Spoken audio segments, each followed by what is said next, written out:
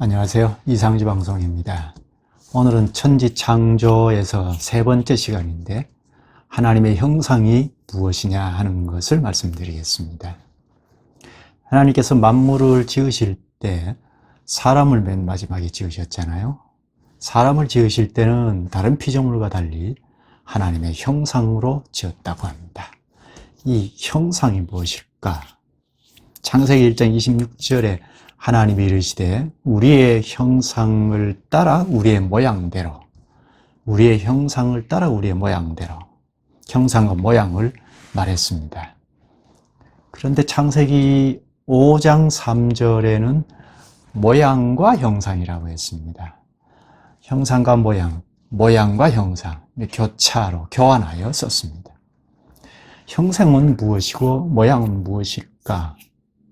단어는 각각 다른데요. 뜻은 차이가 없습니다. 원어를 봐도 단어는 다르지만 뜻은 크게 차이가 없습니다. 그럼 이 형상이 무엇일까요? 형상 이미지를 말합니다. 반사체를 뜻합니다. 하나님의 이미지, 하나님의 반사체. 그게 모양이죠.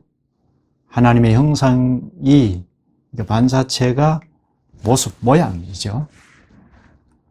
그러면 왜 하나님의 형상으로 지으셨을까? 형상으로 지은 목적이 있을 거 아닙니까? 하나님의 형상은 사람에게만 있죠. 짐승은 하나님의 형상이 없습니다.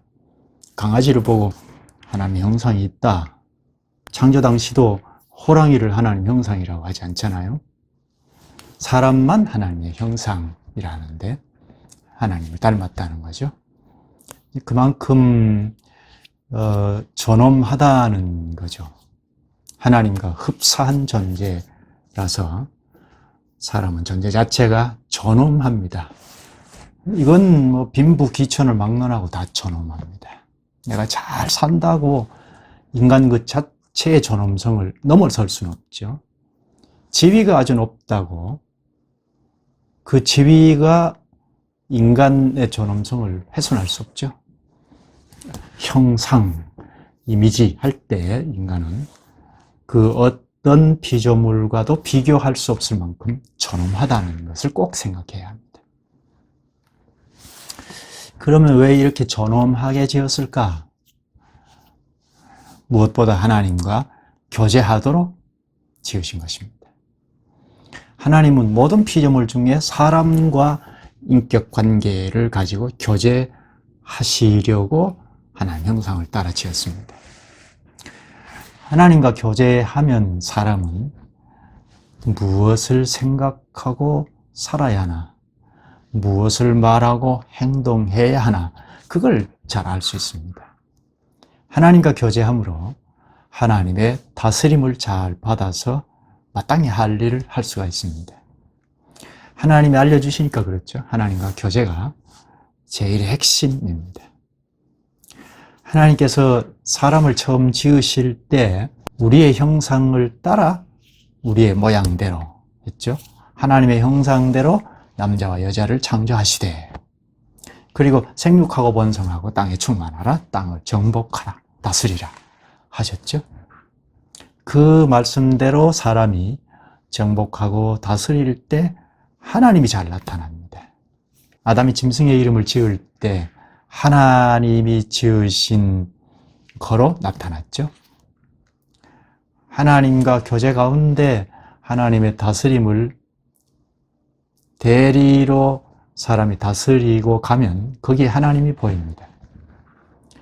또 대리 통치를 잘 하도록 하나님께서 새로운 지식을 공급해 주십니다.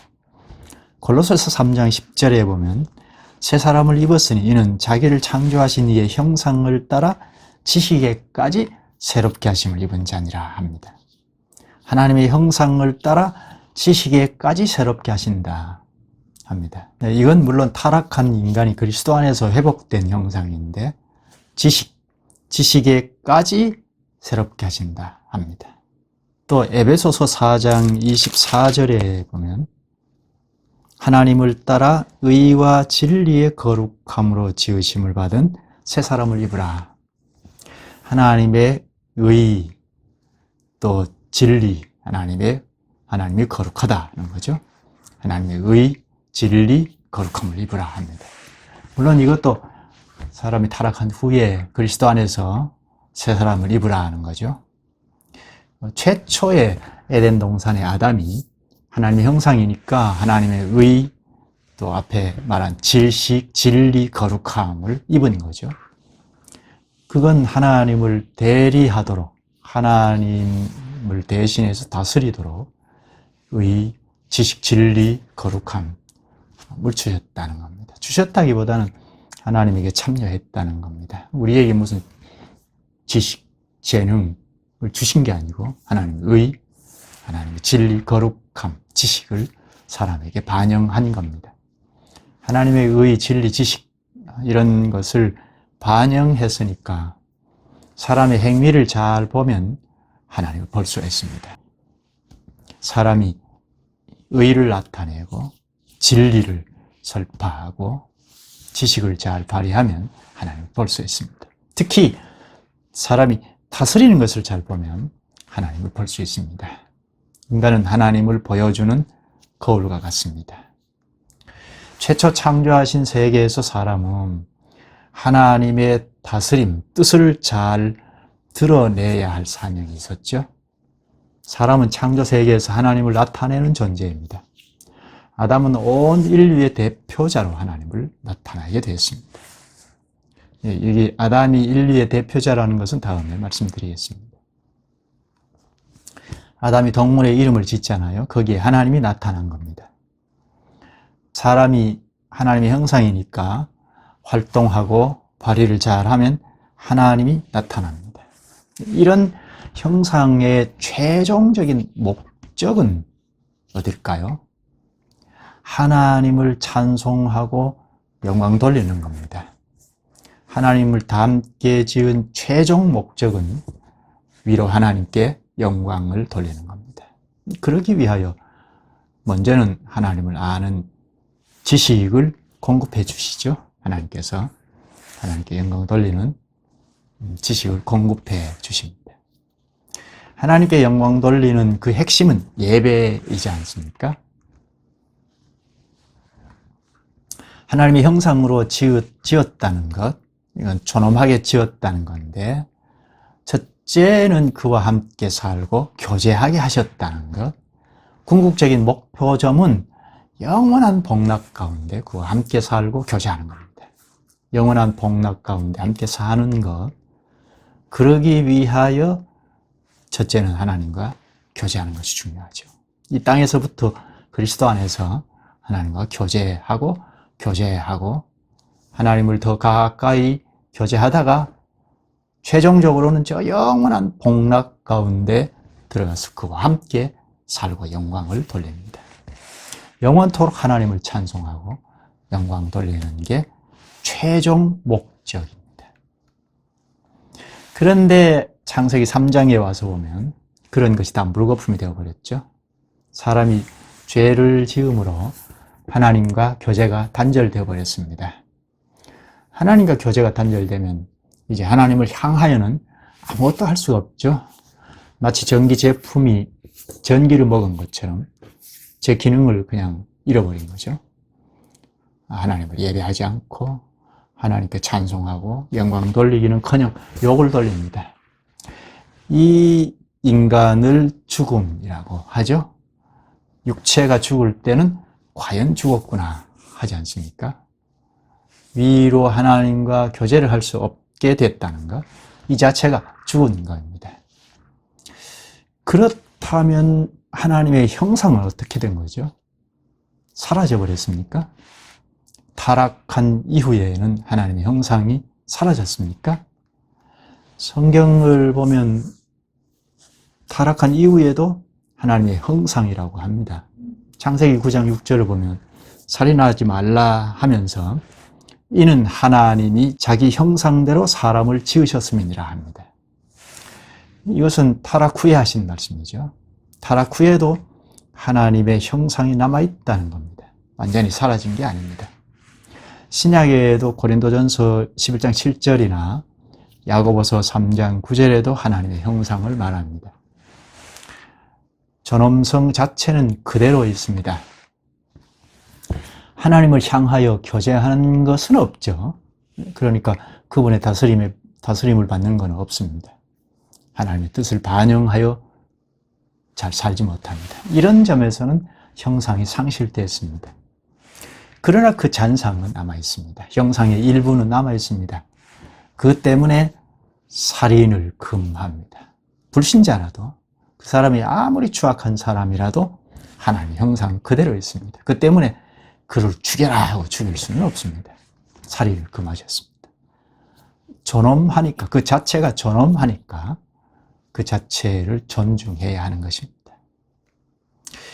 그런데 우리가 사람을 제대로 존중할 수 없죠. 제대로 사랑할 수 없죠.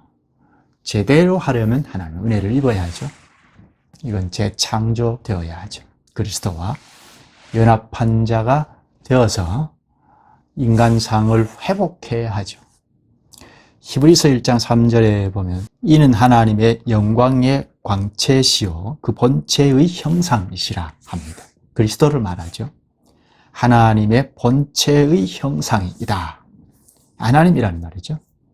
특히 부활의 몸을 입으셨을 때는 그 인간상이 아주 신비했습니다. 신비한 몸이었습니다.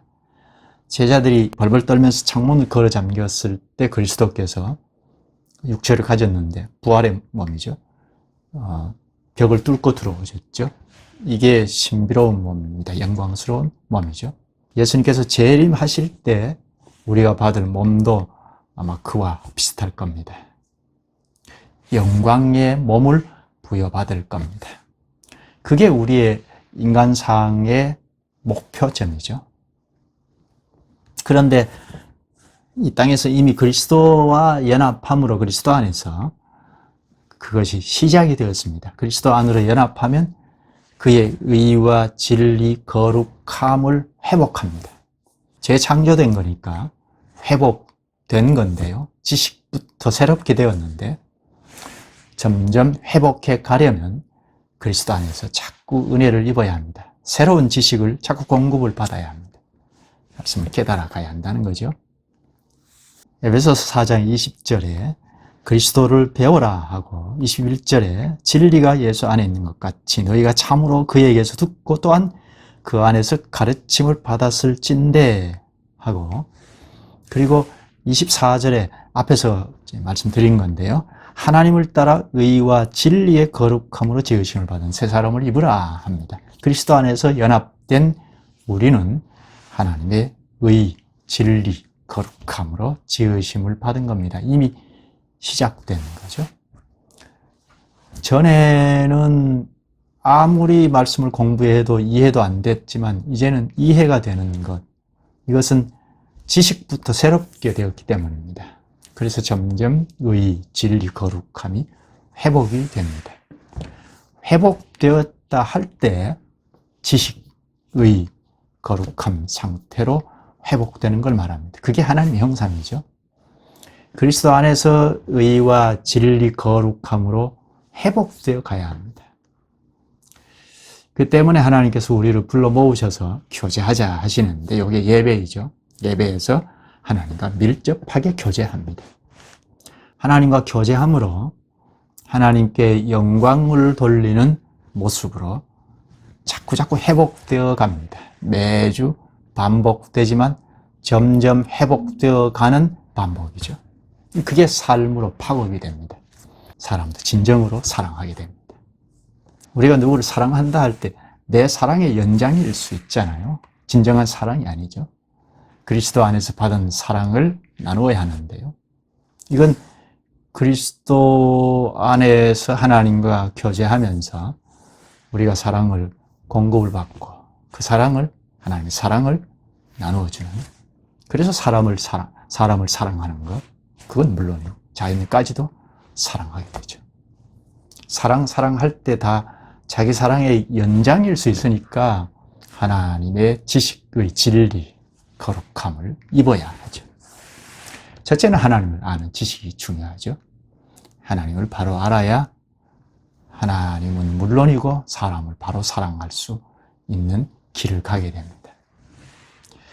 그런 사람에게서 하나님이 보입니다.